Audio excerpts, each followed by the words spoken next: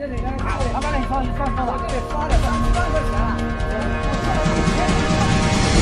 司机解决了1500名员工就业。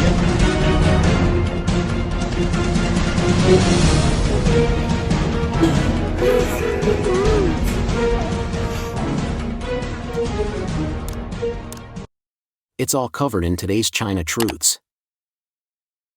The General Administration of Customs of the Communist Party of China admitted in a press release a few days ago that China's exports are indeed facing a complex and severe external situation, and the foreign trade industry even said that the sky has fallen. A financial service provider in Shenzhen. You may not believe it, but many factories in Shenzhen can no longer hold on and will close down one after another. Why? The rent is high, there is overcapacity, and there are few foreign trade orders. Tariffs are rising, market competition is fierce, price wars are bloody, and profits are as thin as paper. Many factories have moved to Southeast Asia, and the people left in Shenzhen factories are all older people born in the 1970s and 1980s. Do you think Shenzhen factories still have a future? At present, factories and foreign trade markets across China are full of gloom and doom. From children's products to shoe factories, a large number of orders have been canceled, companies have cleared their warehouses and sold off, and even directly closed down, dismissed workers, and forced workers to return home. Internet blogger, it's over, it's over. People's lives are getting harder and harder. The United States has completely blocked China. There is no hope for exports. 99% of companies doing foreign trade will go bankrupt. There are also many workers who rely on foreign trade who are unemployed. Current affairs commentator Li Linyi said that figuratively, the increase in exports caused by the rush to ship in March in mainland China is a bit like a last gasp. In fact, China's foreign trade has basically collapsed. It is generally believed that China and the United States are entering a long-lasting economic confrontation that may affect the financial and technological fields. China's manufacturing exports have been hit, and unemployment and collapsing confidence are spreading rapidly, while the future of Sino-US trade is full of variables.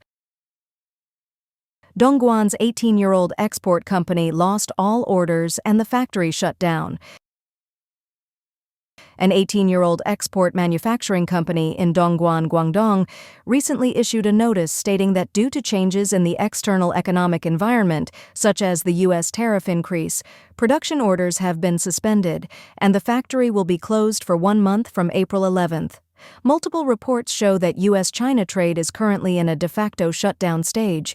Recently, the cross-border e-commerce industry media Seller's Home and the comprehensive information service platform Special Plastic Vision, focusing on the plastics industry, reported that the 18-year-old Dongguan Dehong Electric Products Combinar Ltd. Recently issued a notice to employees, stating that due to recent changes in the external economic environment, such as the U.S. tariff increase, the company had to face some emergencies. Dehong Electric stated in the notice that due to recent changes in the external economic environment, such as the U.S. tariff increase, the company had to face some emergencies. Affected by this, the company received a notice from a customer that production orders are now suspended and will be renegotiated with the customer after price adjustments. Dehong Electric is facing great pressure in its business operations in the short term. The notice stated that the management of Dehong Electric decided to take a month off starting from April 11th, and subsequent arrangements will be notified separately according to the actual situation. During the holiday, employees will be paid basic wages in accordance with the labor law. If employees choose to resign, the company will settle their wages immediately. Dongguan Dehong Electric Products, founded in 2007, specializes in R&D, manufacturing, and sales of household appliances, with all products exported to Europe and the U.S. Due to high tariffs from both countries, Sino-US trade is now effectively suspended. If tensions continue without negotiations, more trade routes and factories may shut down. As China escalates retaliatory tariffs, the trade war intensifies. With the May Day holiday nearing, millions of foreign trade factories, especially in Zhejiang, Jiangsu, and Guangdong, face a wave of closures and nearly zero U.S. orders. According to videos on Douyin, over 50% of Zhejiang's foreign trade companies will halt operations for extended holidays. This trend has spread to major export hubs like Suzhou and Dongguan, reflecting the deep freeze in China's export sector. Zhejiang, a key export province, now faces severe challenges, with unsold inventory and plunging orders forcing widespread shutdowns and reduced hours. Conditions echoed in Suzhou and Dongguan. Yiwu, Zhejiang, as the province's largest export base, has been particularly hard hit by the U.S.-China tax war. Mr. Fan, the former boss of a factory in Yiwu, told the Epoch Times, "Now there are no orders for export to the United States. The economic environment was originally bad, and we have to retaliate against the United States. All walks of life in Yiwu have been affected. Many people are pessimistic and panic about the Chinese economy." In a warehouse covering an area of 20,000 square meters in Jiaxing, Zhejiang, unsaleable goods for export are piled up like mountains. A videographer lamented in the video that goods that can be sold for tens of dollars in the United States are now sold for only a few dollars. The tariff war has caused a lot of foreign trade-tail goods. Any piece of clothing here can be sold for 100 yuan in the United States. Now it is sold in tons, and the average price of one piece is a few cents. No one is buying it. This is a 20,000 square meter foreign trade warehouse in Jiaxing. Affected by tariffs, exported goods have become tail goods. Exported Crocs are sold for a few cents a pair, and Zhangxiaoquan knives are sold in tons, and the average price of one piece is a few cents. There is no way to survive. Chen Xiang, who used to manage foreign trade factories in Zhejiang, Jiangsu, and Guangdong, recently told Radio Free Asia that Zhejiang is a major foreign trade province in China, and its exports will account for 70% of the province's GDP in 2024. He said, "I have worked in the manufacturing industry for more than 10 years, so I am very clear about the positive proportional relationship between China's population and the manufacturing industry, so this economic situation can be said to be unprecedented in decades." In February 2025, U.S. President Donald Trump proposed replacing the EB-5 investment immigration program with the Trump Gold Card, priced at $5 million, granting permanent U.S. residency to those who purchase it. Trump announced, "We're going to start selling the Gold Card. You have the green card, but this is the gold card. The price will be around $5 million, and it will grant the holder permanent residency, along with a pathway to U.S. citizenship." As soon as the news broke, it immediately attracted public attention. Many Chinese citizens who have long suffered under the oppressive Chinese government saw this as a beacon of hope and responded swiftly. Man. A major event is happening today. In Shanghai and Guangzhou, people are lining up overnight to get their passports. Every family is making preparations to leave the country. The U.S. consulates and immigration offices in these two cities are nearly overwhelmed. Guess where they're all heading? To the U.S., because Trump has launched a $5 million gold card program worldwide. Right now, 250,000 people across the globe are lining up to get the U.S. gold card. It takes as little as 1 year to obtain permanent U.S. residency, and if one resides continuously for 2.5 years, the gold card can be converted into a U.S. passport. This falls under the EB-1A Special Talent Visa category. As this news spread, Shanghai and Guangzhou erupted in excitement, with massive crowds rushing to apply for passports. Here's a scene outside the U.S. consulate in Shanghai, a long line of people waiting for visa applications. Inside Shanghai's immigration office, the place is packed with applicants. Woman: "I have an urgent update regarding U.S. visa appointment availability.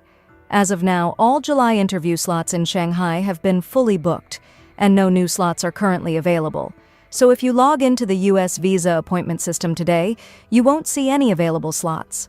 This means that if you plan to travel to the U.S. in July or August, your only option is to try securing an emergency appointment. If you intend to go between September and December, you should quickly complete the DS-160 form and keep checking for new appointment openings to secure your interview as soon as possible." Due to the overwhelming number of people in Shanghai looking to immigrate to the US, this situation has unfolded. Man. Guys, I won't hide it anymore. I'll just say it straight. A few days ago, there were still available slots for US visa interviews in Shanghai, though the wait time was long, stretching into July. But now, there are no more open slots. The last time this happened was 2 years ago. Now we can only wait for new appointment openings. Even my clients are waiting to secure an appointment. Woman, this is terrifying. According to the latest data from the Civil Aviation Administration, in just 1 quarter of this year, the number of entries and exits through Shanghai Pudong Airport has exceeded 6.8 million. Among them, fewer than 1.5 million were foreign nationals entering China, which means the vast majority were domestic residents leaving. It seems like a new wave of emigration is on the rise.